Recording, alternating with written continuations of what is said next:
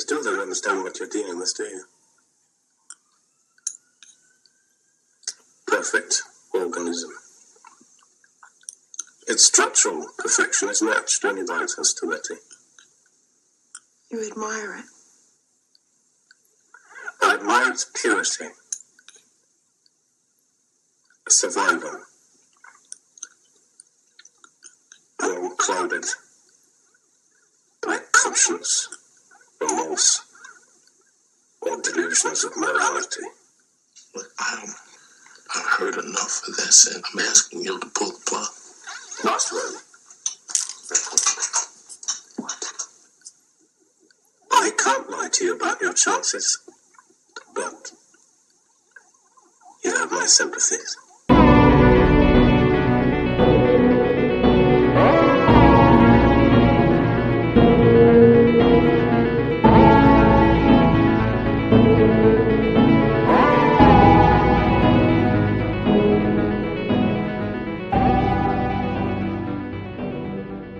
Hello everyone, and welcome to Dark Natter, the podcast where we cut open and examine your favourite works of dark fiction.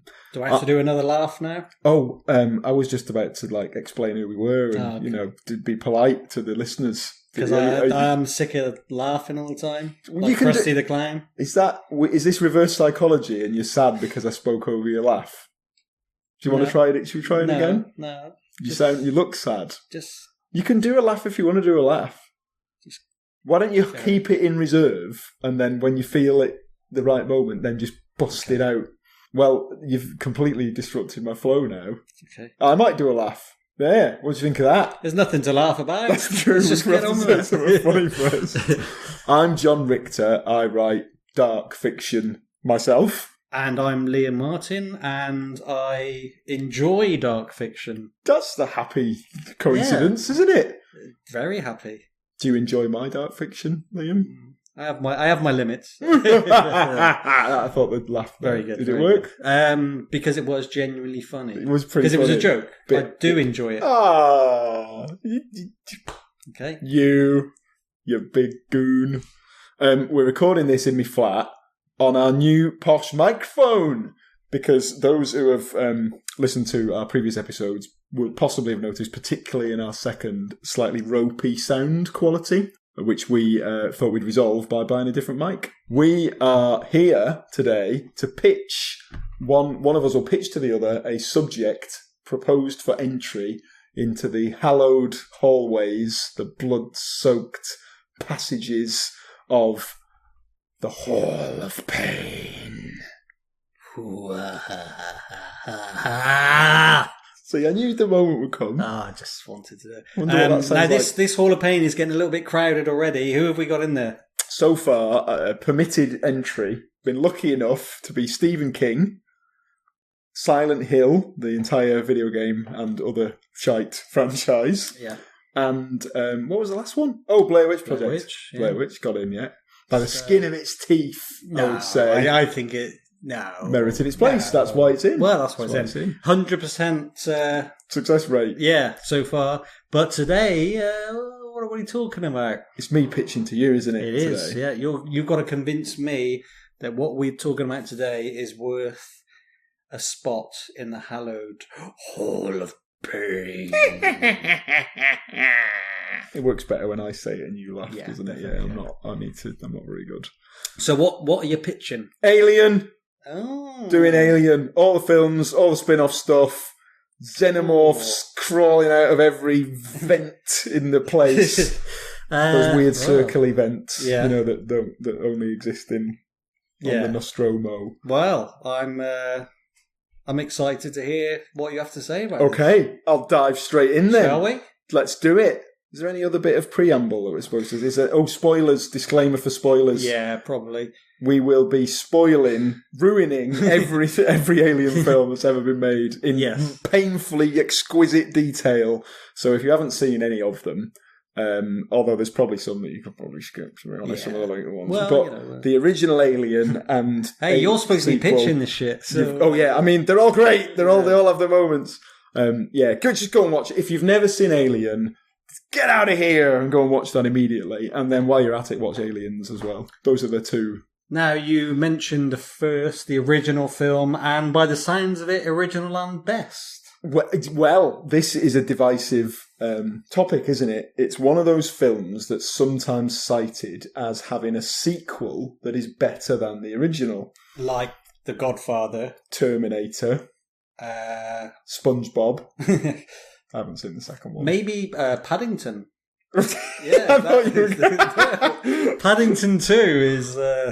I didn't know. I've not.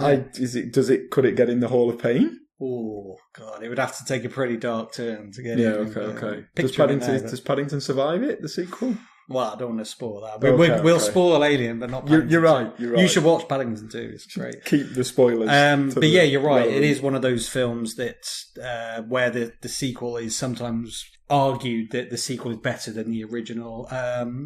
They're very different. How I feel about that, but you're pitching. You tell me. Very different movies. I will start with the first one, which is Alien, Ridley Scott movie. Ridley Scott, yeah. I forgot to Google before this podcast what year it came out in, so I'm going to type it in now. I'm going to say 77. Go on, yeah, have a guess. 77. Right, here we go. I'm going to guess 79. I think you might be right, actually. Yeah, it is! Yes! Sorry, I got And when you said it, I could picture the 1979. Which is crazy how old that is. Yeah. That's unbelievable. What's that, 40 years? 40-year anniversary. I mean, that's why we chose to do this. Because we thought it through. It chronicles the misadventures of the hapless crew of the Nostromo. Make it sound almost comical. I do, yeah. It made it sound like some sort of farcical, like Benny Hill Famous style. Five, yeah. Carry on. Hatching. So yeah, they go to investigate. They're awoken from stasis on board their spacecraft, and we won't spend too much time on the plot because, of course, you've all seen it. They go to a derelict remote spacecraft on a nearby planet or a moon or whatever it is. So far, so good. And so far it's all going relative. Well, they have a bit of a ropey landing, I think, on said planetoid.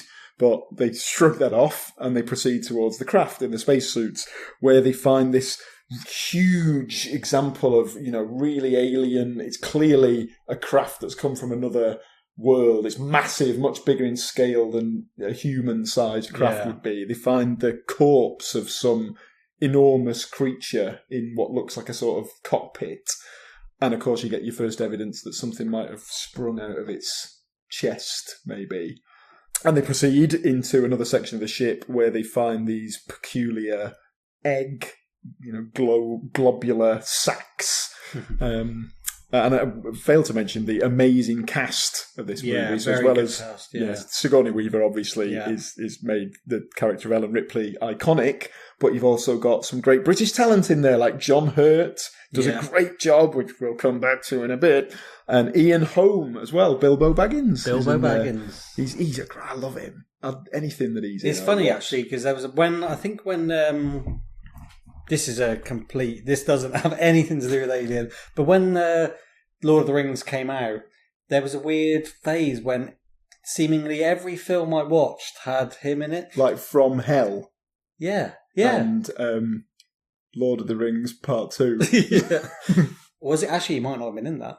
He was in Part 3. Do you remember he did that bit? That was Part 1. When he sees the ring. Yeah, that was great. Yeah, it was great. Yeah. It was great. Actually, that's a future topic. Could you do Lord of the Rings as dark fiction? I suppose it is dark fiction, isn't it? Yeah, it counts. Anyway, it's going on the list. So, John Hurt, the aforementioned, he peers a little too closely into one of the eggs, and something pops out of it, smashes through the face of his spacesuit, and renders him unconscious. Cut to, they're trying to get back on board the ship. Sigourney Weaver, who hasn't joined the investigative party, so she's in effect the commanding officer on board at this time, is refusing to allow them on board because she's adamant, rightly so, that there might be a quarantine situation. We don't know what the fuck that thing is. And she's overruled by the ship's medical officer, which is Bilbo. Yeah, that's right, yeah. Who opens the door, opens the airlock, lets him back in with the John Hurt's character, whose name escapes me, with this thing clamped to his, on his face. So then they cut off the helmet. Sorry, I just wanted to... we weren't going to go into great detail about the plot. We can't do this for every film in the Alien franchise. But we We said that about Blair Witch. And then we kind of did. But because it's fun. I know. It's fun reliving It's it. like reminiscing. Yeah. This is meant to be a summarised version. I'll speed it up. We'll do the main story beats. I'll do it in just sound effect form. Bzzz. Yeah, Ooh. yeah. I know what you're doing there. Then there's a long pause. Which is a point I wanted to make. Really. Now I was going to say, long pause. There is a big delay now before anything happens. Yes. He sits in the med bay with In the fact, face the hugger film clamped has on. been going on for a while at this point. Correct. Slow build. Slow We've build, talked about yeah. it before. It's all about slowly building dread, Tension. Yeah. not just jump scare, gore, Yeah. blood, guts. So that, to me, is one of the criteria for a Hall of Pain access, all areas pass, is that you've got to do a good job of building the dread. You can't Yes. just be a schlocky bag of guts and well, maybe you can. Well, we'll I think, see. yeah. When you put it like that, It sounds how quite could good, it not doesn't be? it? Yeah, exactly. So nice. Big bag of guts. So we, you're we right. don't, and what's impossible really to relate to be honest, and I think I saw the films in the wrong order, so I don't think I saw Alien first, Oh, okay. because it came out 4 years before I was born, and you know, Yeah. I wouldn't have been allowed to watch it till I was at least 5. So I already knew what a xenomorph was. I mean, Right. it isn't even called a xenomorph in that film. That name came later. Yeah. So in some ways, the impact of that whole John Hurt being got by the face hugger, and then we slowly find out the true nature of the alien. If you were in the cinema watching that for the first time and you didn't have a clue what was coming, imagine how scared you would have been by what. And that's interesting because this is your favourite Alien film, and you're saying it would have been even better Correct.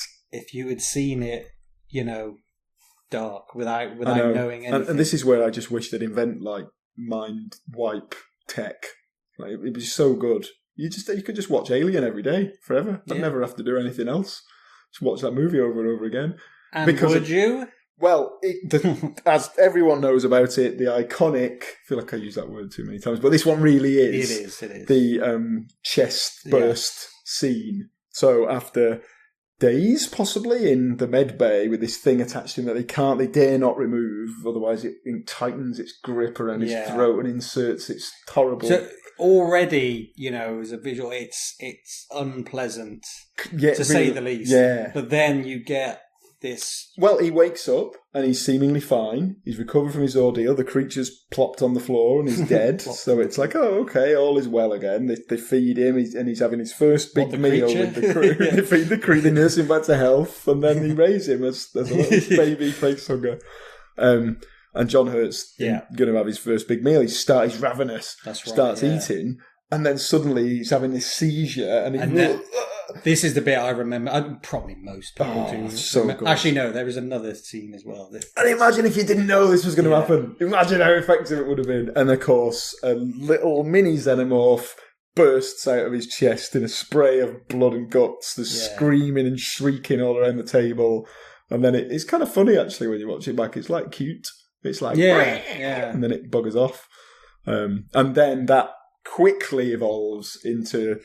It's no longer... They think it's a little alien that they have to try and track down, like a Again, vermin. sounds quite common. I know, but it turns out that it grows really quickly into a massive, great, whopping, huge, terrifying one. Yeah, and it is terrifying. Really? And then you get to the other kind of famous sequences where they're in the air vents looking for it with the sensor... Boop. Boop. Yeah, there you go. Well, you said you were going to do it in sound effects. And it's just fantastic. Yeah, really Tense. terrifying. Tense, terrifying. Really, it's almost unwatchably tense. And whenever you kind of showcase that film to someone who's not seen it, you do find that they're kind of hiding. Oh, I can't watch. I can barely watch. And we should touch there on the creature design, of course. H.R. Geiger, being the person who created the infamous xenomorph, as it was later dubbed. And what an amazing job. And the ship, we talked about, the alien ship, but the creature itself is the star of the star attraction of that film and the whole franchise. It truly is alien. It's not, yes, it's humanoid, but it's not got, its head is this really repulsively elongated thing. It's got that extruding mouth. It's just weird, isn't it? Horrible. Really. It's just incredible, how somebody could come up with something like that, Yeah. Because you're right, the whole humanoid thing, it's just exaggerated human features, slightly bigger head and, longer limbs. But this is just something else completely. Yeah. It's almost industrial. It looks it's almost like it's made that semi-machine-like, but it is meant to be an organic being. Yeah. And there's that really great bit when the guy he's trying to catch the cat, and then he finds the shed skin of the small alien, and he's like, Jonesy, and he plonks off into that weird wet bit inside the ship where it's like there's water dripping that looks cool, so fine, and then it reveals itself to snaffle him away and gorge itself upon his body. Blech. Funny that actually as well. You mentioned the cat, but the animals, they kind of reused that thing in certainly in Alien 3.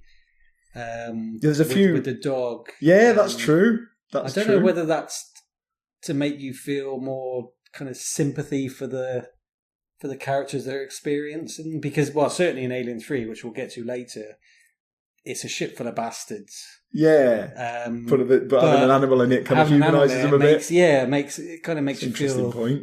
Yeah. And of course, another cat as well, recurring theme of the Alien movies is androids, humanoid androids. And speaking of Ian Holm, one of the big reveals in the latter half of the movie is that the whole thing has been set up by the sinister Weyland-Yutani Corporation. They knew there was this life form. They've engineered the whole thing. He is the agent of the true mission of the ship.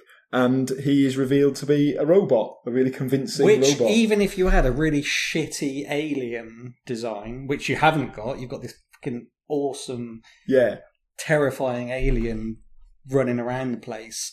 Horrible, horrible, but fantastic special effects. Even if you didn't have that, that's still such a good twist on its own that actually it maybe could have compensated for any weaknesses. Were there any, if there were any weaknesses? It takes a lot to temporarily steal the show from the xenomorph, but he manages it. And although that twist is a great twist, again, I think the execution is what really makes it. Yes, so when he is revealed to be a machine, it's not in some kind of tacky way. You've got this weird white fluid starts to leak out from him when they have a scuffle and she pushes him into a wall. He starts to kind of malfunction and he's blinking. That's kind of disturbing. Yeah. And then he rolls up a magazine and tries to kill her by shoving it into her, forcing it down her throat.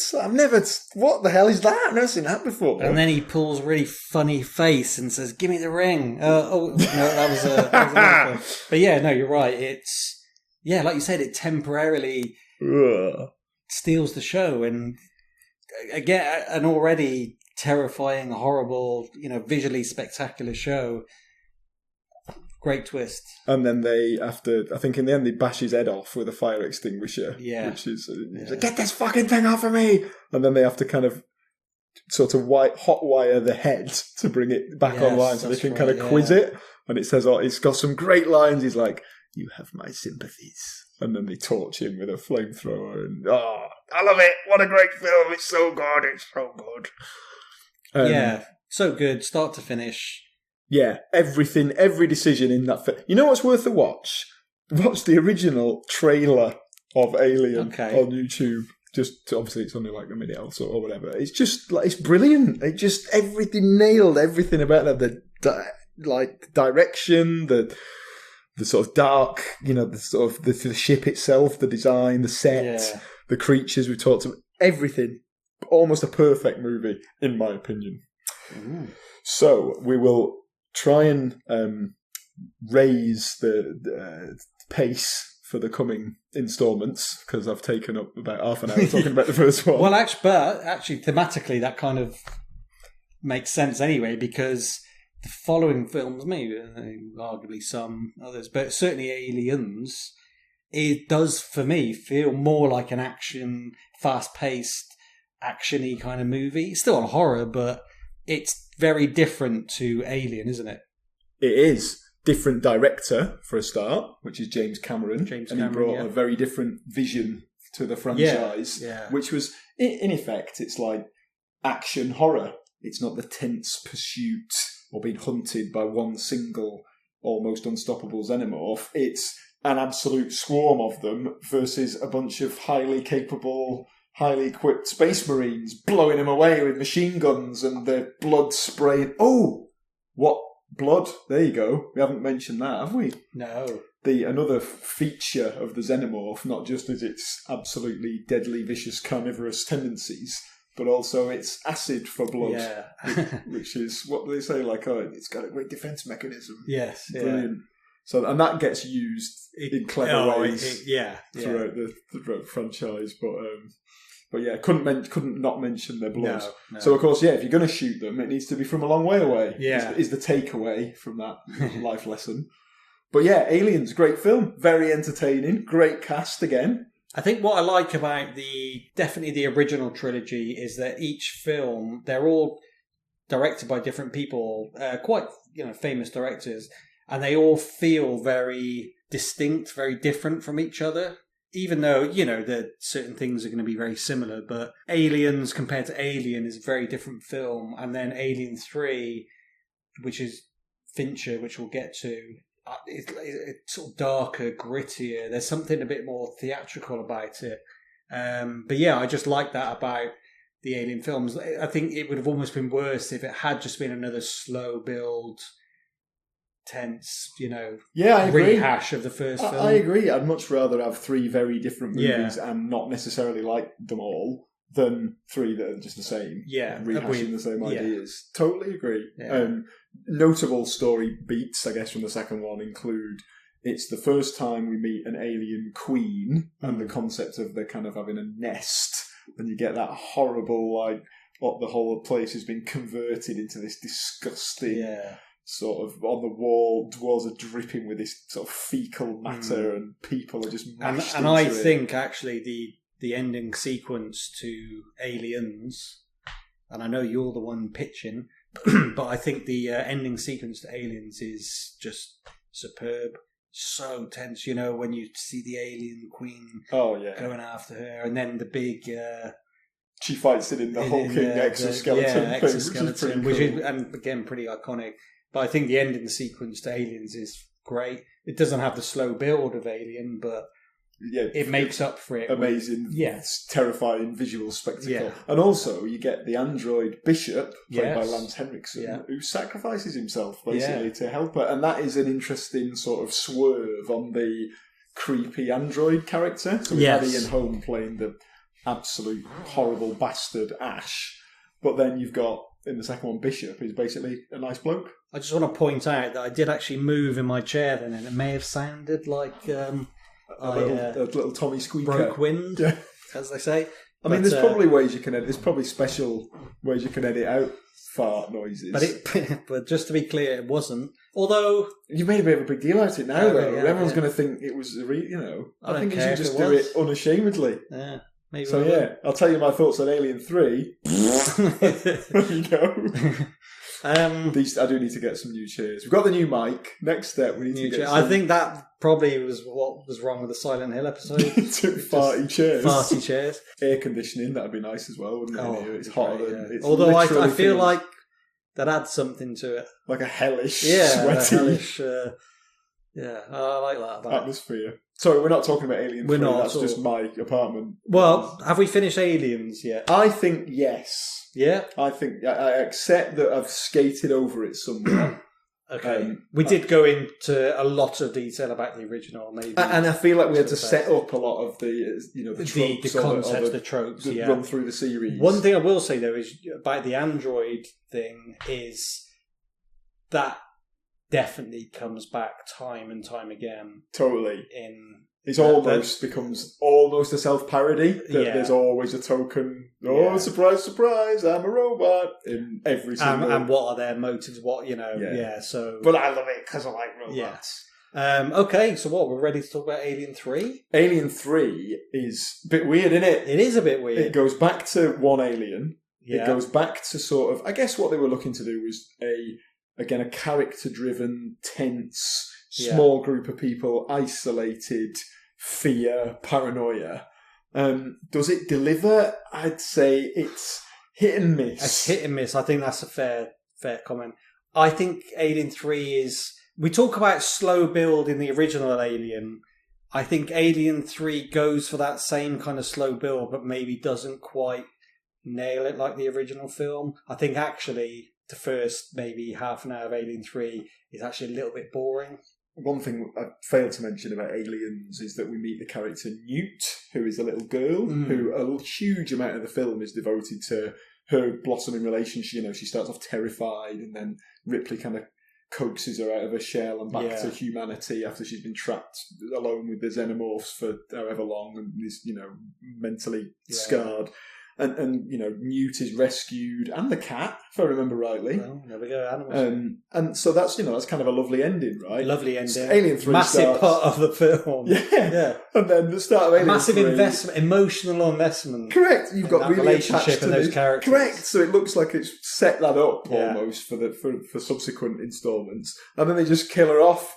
There's like the kid and the cat get blown up on landing, and she's straight back to being all her own again, and it's just a bit sad and a bit grim. I guess because they would have had to recast her because she wouldn't have been a kid anymore. That's a good point. So maybe that's just how they got around it, but it's kind of a shitty way, you know, of doing things, isn't it? Because when was Alien? Would it be funny if they just used the same?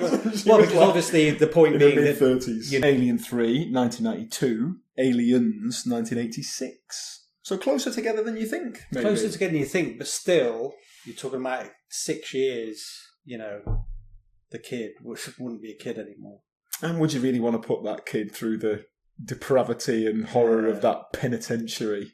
Yeah. Not necessarily. It's better off dead. But the point being that, they would have had to recast her. They had to do something about the whole, 6 year gap, and they just decided to kill her off, which, does it kind of ruin Aliens a little bit? I felt like that. I felt cheated. It's sort of, I just watched all of that and now she's dead. I felt that anyway, strange sense of... It was for nothing. Yeah. Yeah. I know that's an odd one, but it did have that ring to it. And what that does is it leaves Ripley alone with this cast of ne'er-do-wells.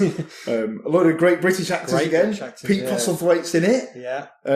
What's his name? Tywin Lannister. Charles Dance. There you go. Dance. Brian Glover, who I always remember from Bottom. Was Richie and Eddie. He was in the Gas Man episode where he was called Rottweiler, I think was his name, and they were stealing gas from him. And that's, as a kid, that was the first time I'd ever seen him. What does he... I mean, he's a real famous character actor, former wrestler, I think he was. What does he say? What does he say to him when he's like, I'm back here with some bird, and you guys, something like that. And at the end, he grabs them and is just grizzling away. I thought you were going to say he played one-legged mad dog Keith McFrenzy. No, is that a different? That's a different neighbour. Really pissed off. But that's how I knew him. So I think we talk about that kind of took me out of it a little bit because I was such a big Bottom fan. When I saw Glover, it just instantly was like, it's Rottweiler. And so, you can imagine that probably not what they were going for. Any listeners who are unfamiliar with Bottom, the seminal work by Rick Mayall and Adrian Edmondson, go and watch it. You can find that episode. Gasman is on YouTube. Yeah. I know it is because I showed it to someone the other week. Tell us a bit more about the plot then. Because I think that Alien 3 is one of those movies that sounds better as a pitch than it actually is when you watch it. When you hear like prison camp on a remote, wherever it is, moon or asteroid, can't remember, and loads of blokes, it's an all-male cast apart from Ripley's thrust into that situation with all these scumbags. And they are scumbags, real, that's the point. It's despicable bastards. And they've found religion. There's some sort of religion they found, is that right? And they're...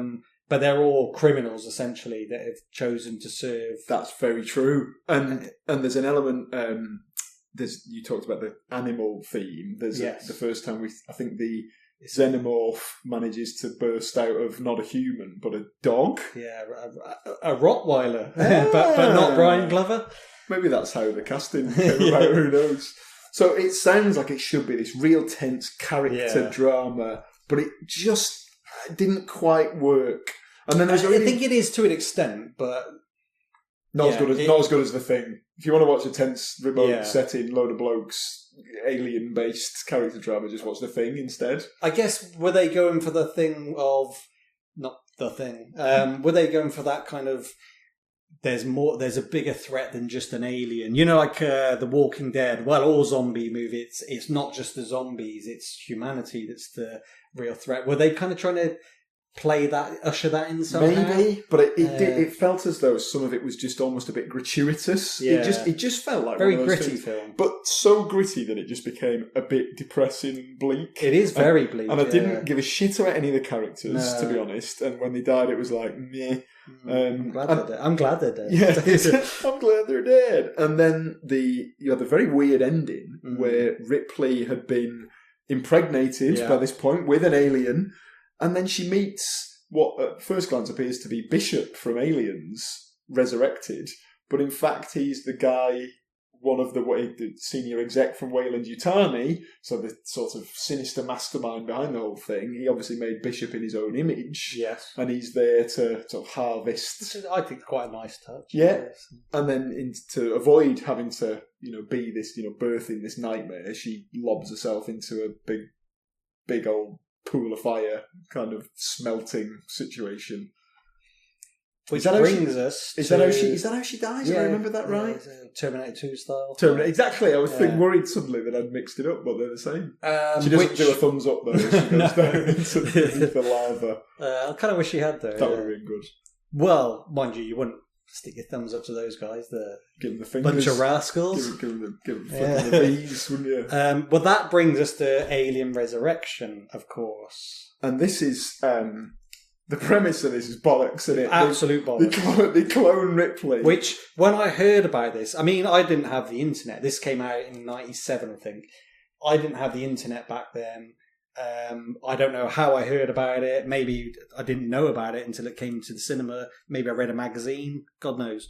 But when I heard the concept that they had kind of cloned her, I just immediately thought, well, that's absolute bullshit. And the reason they cloned her is so they can get the alien out of her. So it's like, what if you clone someone, they come out pregnant? That's stupid. It's just... And then they weaved in this, but her DNA's got mixed up with alien DNA, so now she's like super strong and fast, quick reflexes. She's like an action hero. It was just shite, wasn't it? I just, But silly idea. The whole film was like a much more comic book, over the top kind of. It felt like...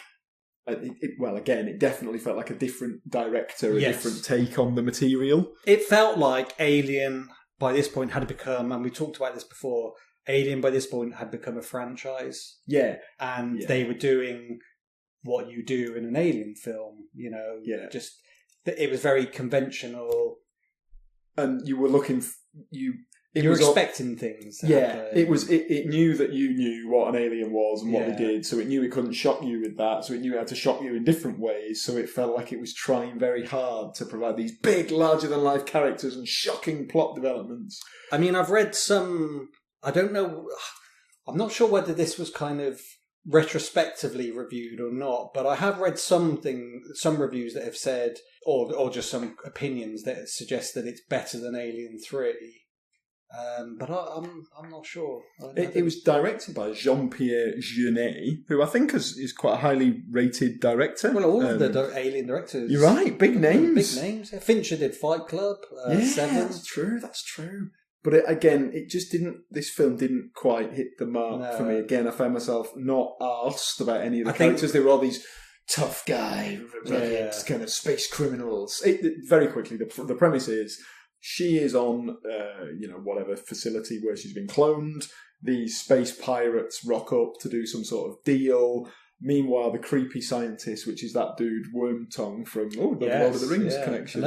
He's great, isn't he? He's a horrible, creepy piece of work. Really good, I watched the X-Files episode that he was in recently, and he's brilliant in that as well. It's kind of like my Ian Holm. Like, suddenly you've just seen him in everything. Anything that he's in, I just automatically I like it, or at least the bits that he's in. So I think they're breeding xenomorphs using the extracted sample from Ripley. They make the mistake of putting more than one of them in a cage together. Oh, will they ever learn? And the aliens, very intelligently, 2 of them turn on the weaker one, so that its acid blood then eats their way out of the prison. Which I do Genius. like. That's a good That idea. is a good idea. Hence the aliens are then running amok. But because they just speed, it's like press the fast forward button and all Yes, that. yeah. That happens in about the first fucking 2 minutes of the film, and then the rest of it is just this chaotic kind of. It's a bit of I guess it's like a sort of a quest. It's like a group of people are trying to navigate the alien-riddled ship to get to safety. And you've got some good actors in there. You've got who's that bloke with the big chin? Ron Perlman. He's great, isn't he? He is. In good. fact, again, it's another movie that sounds really good when you pitch it. Actually, it sounds great. I haven't watched it for a while. But actually, I'm kind of liking the sounds of it. If we want to watch and Alien 3, Yeah. I've got the box set here somewhere. Could stick them on later. I would expect no less. Just to clarify again, me and Liam don't live together. We No. don't spend every night watching horror movies. Well, we do, but not necessarily in the same flat. But you're very welcome. Well, welcome to stay. If you I want to watch what you watch through your window. Okay. Well, I watch what you watch. I watch you watching me through my window through my webcam that I've got Right. installed in my garden that you must be in. You don't have a garden. You're right. I don't even have an apartment. We're just in a cardboard box of derelict bus shelter at the moment. I wish we were. It'd be nice and cool. Instead of this roasting bloody hellhole. We've veered off topic. We veered off. Oh massively. yeah, Band of Space Bandits knocking about. Band of Space Bandits. Band of Bandits, and they all die off until it's only They all left. die off. And then there's that bloody weird bit where the alien queen has sex with her and produces a half human, half alien offspring that is a pretty horrifying looking bloody creation that becomes like the final boss fight of the movie. Yeah. And I felt sorry for it when it gets killed. It was sort of like, and it looks a little bit, a bit human. Not sure that's what they were going for. No, exactly my point. Yeah. Another aspect of the movie, and again a recurring theme of the series, is its inclusion of a robot, a secret robot reveal towards the end, which is Winona Ryder as Cole, the robot. I like Winona. I do too. I think she's lovely, actually. Yeah. I didn't at That's the risk of just- sounding like a creep. No, I actually just like it. Seems like a nice lady. Yeah, Seems like a nice robot. Yeah. Like a sort of robot you'd want to take Yeah, I don't home mean to- that. I didn't even mean that in a creepy way. She shoplifted that Normally time, I didn't do. she? Do you remember? She's That's probably, in the past, she's yeah. probably researching for a role. Yeah, yes, method acting. Yeah. That's right. Absolutely. Misunderstood. Yeah. We love you, Winona. I love If you Winona. want to come on the podcast and pitch anything, you are more than welcome. But you can't pitch this film because we're talking about it already. There's a Hall of Pain spot waiting for you. There'd be a bit of like a paradox if she came on and started talking about this. Stranger conversation. Things, she's in that. Stranger Things that could be in happened.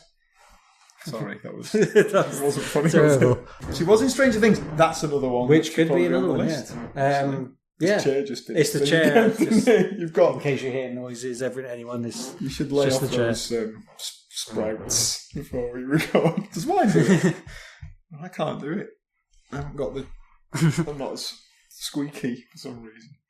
There's a big gap then, isn't there? Well, no, there isn't a big gap because then you've got the bullshit spin-off movies. Alien versus Predator. Ugh. Yeah, And less said the it's better, really. sequels. Just real. At this point, it feels like a franchise that's Yes. been wrung out to. Within, it's it feels like really- there's no way back for this franchise now. They're just getting any kind of There's nothing left. shit out of it that they can. They've wrung out They're just every trying last to drop make of- a fast buck. Yeah, and Did you ever see the Freddy Krueger Jason versus Freddy? I did see Freddy versus Jason. I thought it was really good, but yeah. But it's probably funny, the isn't it? minority What's there. with all these versus things? It's kind of it's almost like films that have been made by the people who grew up watching them. So you were a kid fan when you watched them, service. and then suddenly it's like, hey, what if? Wouldn't it be cool if this Freddy alien fought this Krueger- predator? Yeah. Although it sounds like something we would make. I really does, Who would you have as your verses? Someone versus Ooh. someone. Me versus you if you don't get some aircon in this place. Whoa! Yes, Um, sir. We'll save that for the We'll next save that episode. for next one, Future yeah. episode. Just to if Just- you tune in just- next time, me and Yeah. Liam are just going to have a really weedy fight on air. Hey, stop pulling my hair! yeah, who So- could we do versus? Yeah, I like that. Let's take that as home. That could be a homework whole question. different podcast. like a celebrity death match. A little bit, yeah. Dark celebrity Dark, death yeah. match. Whoa. Celebrity Dark, man. Mulder versus Scully. What about Thingy? Twin Peaks. David Lynch. David Lynch versus... No, his character. No, fuck that. Lynch himself having a fight with... Agent Cooper versus David Agent Lynch. Mulder. There you go. Carl McLachlan versus David Lynch. No, David Lynch versus the little guy, because they fell out in real life. That's why he wasn't in the new Twin Peaks. The little fella from the Black Lodge. Oh, really? Yeah, they had a feud. Can't they just assumed he was dead? No, I think he's still got. I don't know. We'll check. What did they have a feud about? I think one of them. The little guy made loads of accusations about Lynch being he creepy. did. He did. No, you're right. Yeah, he did. So there, if you want to settle this, fellas, in an on-air grudge match, no holds barred, then go and sort it out yourselves. He really we don't want him. that sort of violence on our show. No. So where were we? Oh, Alien vs Predator. Yeah, Parashite. Never mind. And then Parashite. You're pitching this shit to me, and you're telling me it's shite. Well, don't worry, because as the graph of movies over time and quality shows a downward curve, it's about to have an upward spike of recovery. Really? In the shape of Prometheus. But wait, isn't Prometheus largely seen as a really shit film? By really shit people, maybe. I know that lots of people don't rate it and think it's like really attempts to be quite highbrow and expand the Alien universe a lot and bring in lots of additional story elements. Yeah. So I get that there are people who don't like it. I think it's great. You've got... What does that say about you as a person? It says I like things that expand. Especially when their universe is full of aliens. It might potentially say I'm a bit pretentious. Yes, that's what I was going with. That's, I think, what you're insinuating, and you would be right. Dickhead was the word. Sorry. Let's take on. Do one of your fart noises. Actually, I do need to move. That's a good one. It is seen as being a little bit. It's got Fassbender in it. Yeah, who is very good in it. Again, the ongoing theme of robot bloke, David. Yeah, David. Which is a good name for a robot. Very good name. Strong, solid name. Nudge, wink. Not that we know any. Oh, we know Dave Roberts, don't we? He always gets a mention on this show. Dave, if you want to come on, we'll be happy to have you. I often think I'm talking to him. As if he was in the room. Why I sometimes say why you keep calling me Dave? Almost like that's my real name. Yeah. And John Richter is my fake name. It's funny that. Almost as if that's the case. Anyway. So, Prometheus is dead good. I must admit, I didn't think it was as bad as everyone made. No, again, there are some bits you can criticise and pick holes in. The fact that when the ship is like rolling towards her, she insists on running in like a straight line instead of just off to the side to dodge it. But anyway, people do strange things under pressure, don't they? Yeah. So it explores do you remember way, way back, all those hours ago at the start of this recording, when we talked about the huge derelict spacecraft when we first found the xenomorph eggs? This film explores the backstory of that spacecraft and of that race of creatures, which is kind of fascinating. Yes. And in effect, they are revealed to be, they become known as the Engineers. They are a race that colonises and terraforms new worlds. And it opens with this very humanoid, very large, although I suppose you don't necessarily have the scale at that point, creature that drinks something that kind of disintegrates its body and it just sort of fizzles into this river. And you realise later when you Google it and find out what was going on that was it sacrificing itself to propagate life on a new planet, which is quite noble. Yeah. And it's interesting to this idea of a race of aliens that are built around that as a big part of their society. Yeah. And so then that race of creatures is established. You then have humans going on a voyage of discovery to try and find in effect, the architects of our own species, led by, I can't ever remember which one of Wayland or Yutani it is, but it's Guy Pearce made to look dead old with some reasonably ropey face makeup.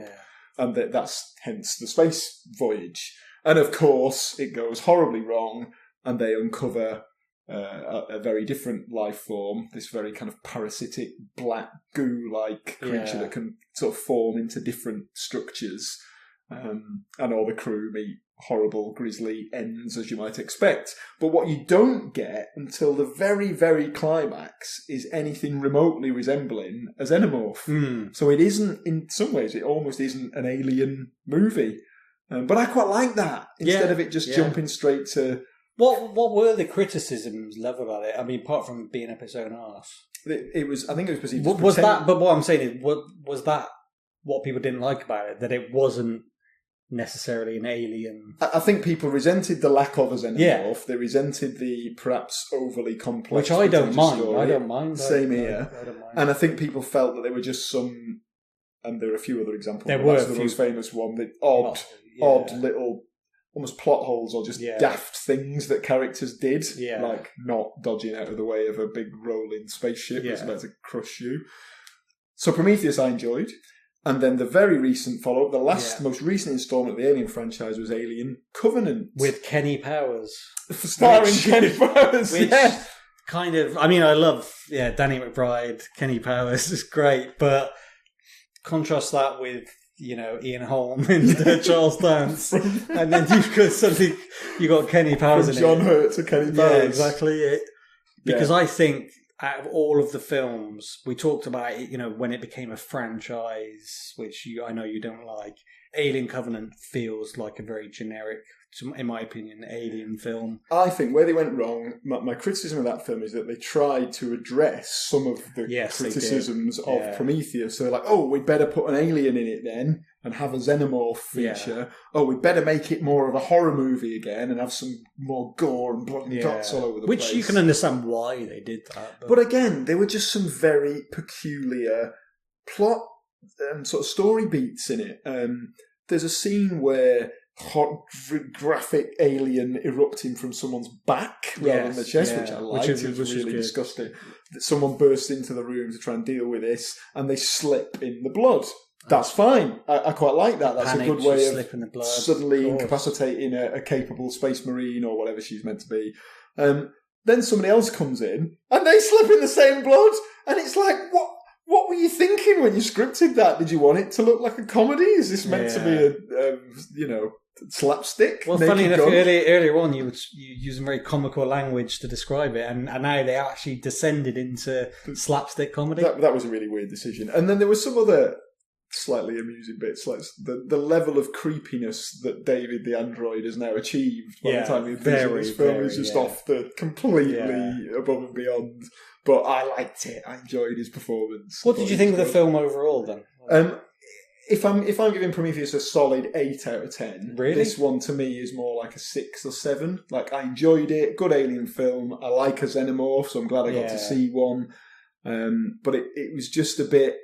For me, it feels like the theme park ride almost. It's just, greatest hits. And one thing it did that was a bit unforgivable is we talked about how in the original film there was a nice long delay between the moment of having a facehugger attach itself to your gob and the moment of the hatching to build that tension. And even in blooming Alien Resurrection, there's a guy who's been impregnated and there's a long delay and he's sort of panicking that it's going to burst out of him in any moment, and it does in the climactic scenes of that film. But there's a long period of the film where he's walking around with the embryo inside him.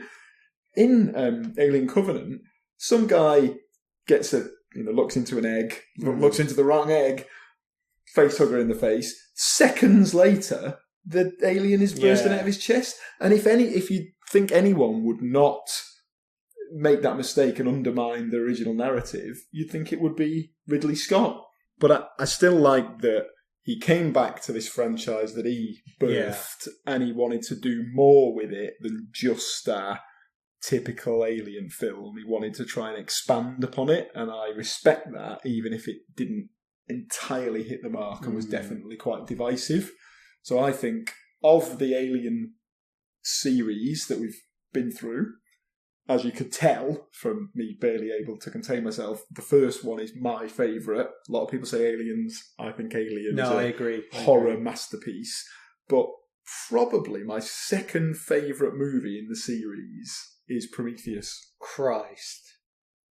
And you want this shit to get into the Hall of Pain? And you say Prometheus? I had the audacity to come here to my own flat and try and sell you. So you're seeming a bit unconvinced on Prometheus. I mean, I don't know. Yeah, I don't know about that. I enjoyed it. I liked it because it surprised me. So you prefer it to Aliens? That's a tough one. Aliens is a good film. You're right. Aliens is a great film. Maybe third. I would respect maybe you a more. bronze I'd medal. respect you more if you put Prometheus as your favourite Alien film. I'm going to put Alien versus Predator as my. So we've done the movies. We've done the movies, but of course, it doesn't end there. We'd be negligent if we didn't touch on appearances of our favourite lovable xenomorph in other forms of media. There's loads of comics, the usual shite. Sorry to anyone who's a fan of the graphic novels, but to me it's all just cash money making mediocre. But there have been some notable successes in other forms of video media. games. Well, the one for me is Alien Isolation, which is brilliant. Before we get to that, I'm going to go back and actually say that even though Alien vs Predator, the film series, I think it's a load of shit. They're actually, apart from the crappy Gearbox one, before that, back in the 90s, there was some actually quite good Alien vs Predator video games. There's a really good Capcom arcade one, which is actually on their new retro arcade console they're releasing later this year. Very good sort of scrolling beat-em-up style video game. And also Alien vs Predator first-person shooter back in the 90s was really good. Was that the scary one on the PS1? Yeah. That was Alien Trilogy. Yes. On the PS1. That was good as well. Yeah. That was good. There was some good stuff. Alien vs Predator was very good. That was on I remember that being on the Atari Jaguar and obviously also the PC. And so Alien vs Predator I think is redeemed slightly in video game format. But then they balls that up with the shit one recently. But yeah, 90s Alien vs Predator video game, great. And I've never played. To be fair, I never played any of those. But I think the Alien 3 wasn't bad. But I guess Alien Trilogy as a franchise lends itself to video games. It does, because you've got a scary, iconic lots of monsters, and then your player character can shoot them or run away from them or fight them, whatever. Yeah. The reason I love Isolation, they rightly went for the. Do you remember earlier we talked about the kind of the motion sensor scene stalking the xenomorph? Or little did they know they were going to stalk themselves, but with the boop motion sensor. I always thought that would be great in video game form, and then they went for it and delivered it. Brilliant. Yeah. So if you've ever wanted to terrify yourself creeping through a vent shaft while a motion sensor indicates the impending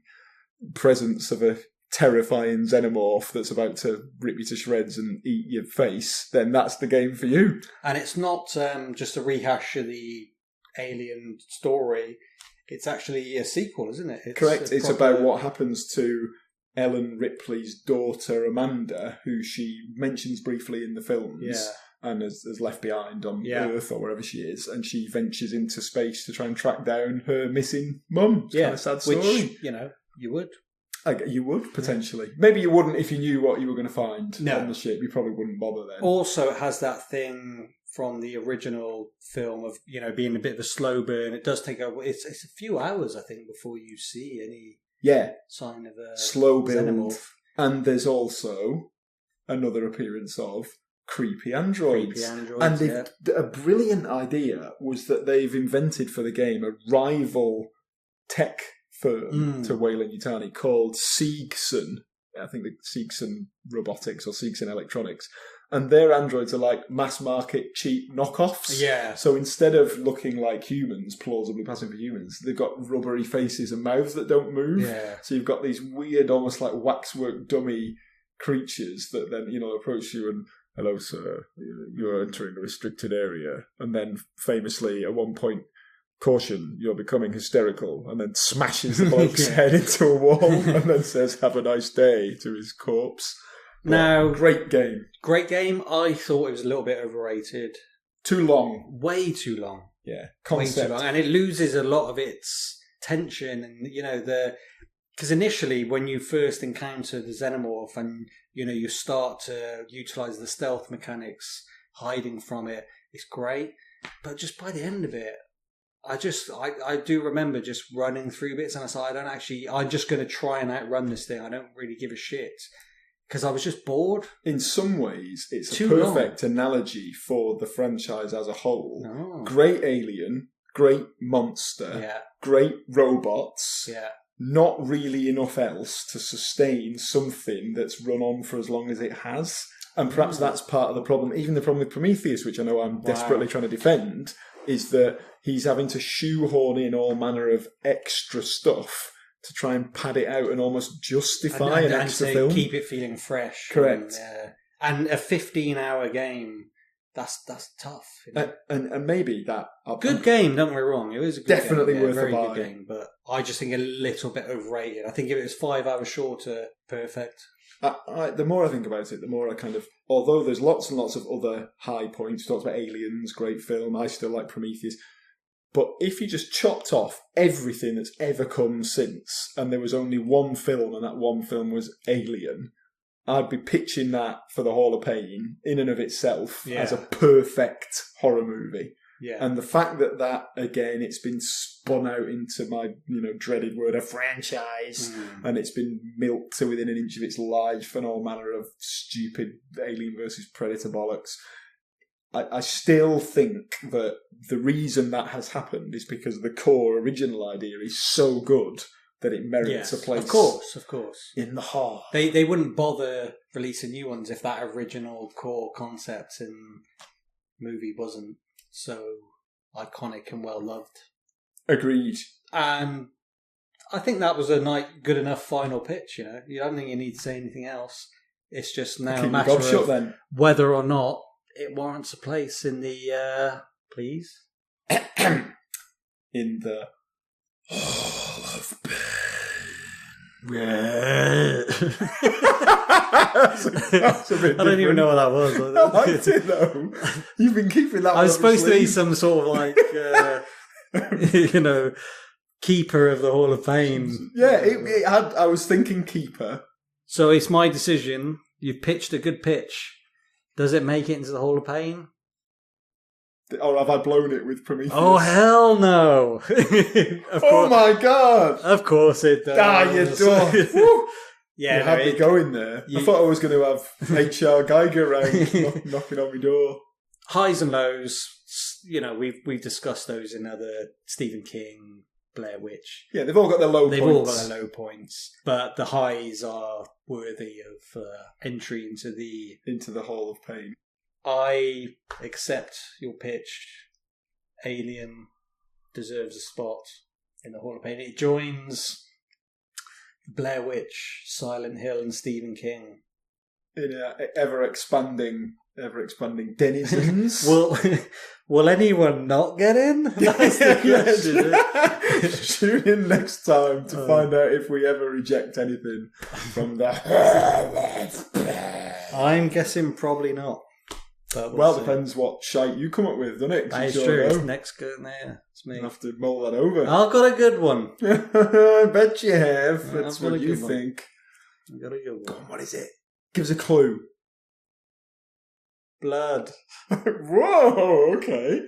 I thought the clue was just like an uncomfortable silence, but it was an uncomfortable silence and then the word blood. Oh, I'm going to have to ponder that one. Let's just say this game is born. Oh, yeah, okay, yeah. Nice, very good. No, that's very good. So it's going to be a bloody good show. Oh, yes. You can look forward to that one if you like Dark Souls follow-ups. That gives it away. Don't give it away. I'll let it know. We already have. Okay, thank you for listening, everyone, and we will see you next time. Do you want me to say why? Yeah. See ya. The man to Go back and want to go.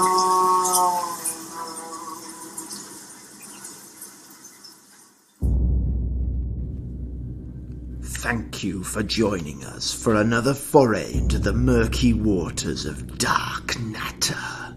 There are a plethora of ways to get in touch if you want to share your feedback or just listen to more of our macabre musings, so please do follow us on Twitter at dark_natter, on Instagram at darknatterpodcast, or email us at darknatterpodcast@gmail.com. You can also find Dark Natter on YouTube, where, as a companion piece to this show, you can laugh at our frankly pathetic attempts to play through Alien Isolation without screaming and wetting ourselves. Finally, I'd be honoured if you'd take a look at john-richter.com, where you'll find all of my books, as well as a sinister AI that would love to chat to you. Our thanks once again to Ross Budgen for our ace theme tune, which I'll now shut up and let you enjoy as we fade to black. Until next time.